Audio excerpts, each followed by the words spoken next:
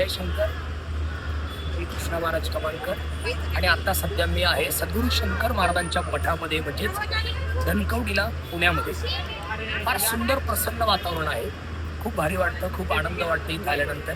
सगळा शिनभाग निघून जातो, थकवा निघून जातो आणि मन एकदम प्रसन्न होतं. अप्रतिम ऊर्जा मनामध्ये साचते तयार होते. मी ज्या वेळेला सद्गुरू शंकर महाराज मला हाक मारतात, बोलवतात त्या वेळेला मी या ठिकाणी येत असतो. खूप बरं वाटलं, खूप छान वाटलं. आज दर्शन झालं महाराजांचं. खूप दिवसापासूनची इच्छा होती दर्शनाला येण्याची. पहिल्या दर महिन्याला यायचो, महिन्याची वारी करायची आणि आता एवढ्या जरा कार्यक्रमाची पळापळ जास्त असल्यामुळं थोडासा दुरावा झाला होता. पण ती पण महाराजांची जी इच्छा असावी, महाराज म्हटली असावी की अगोदर तू कार्यक्रमात मग कर आणि मग मला भेटायला ये.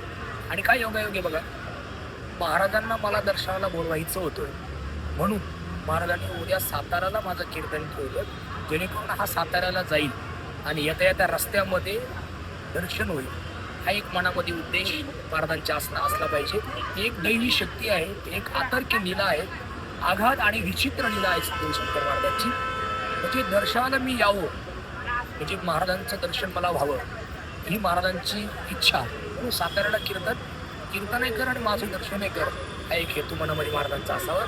आणि आज दर्शन झालं, खूप बरं वाटलं, छान वाटलं. आपणही या. धन्यवाद.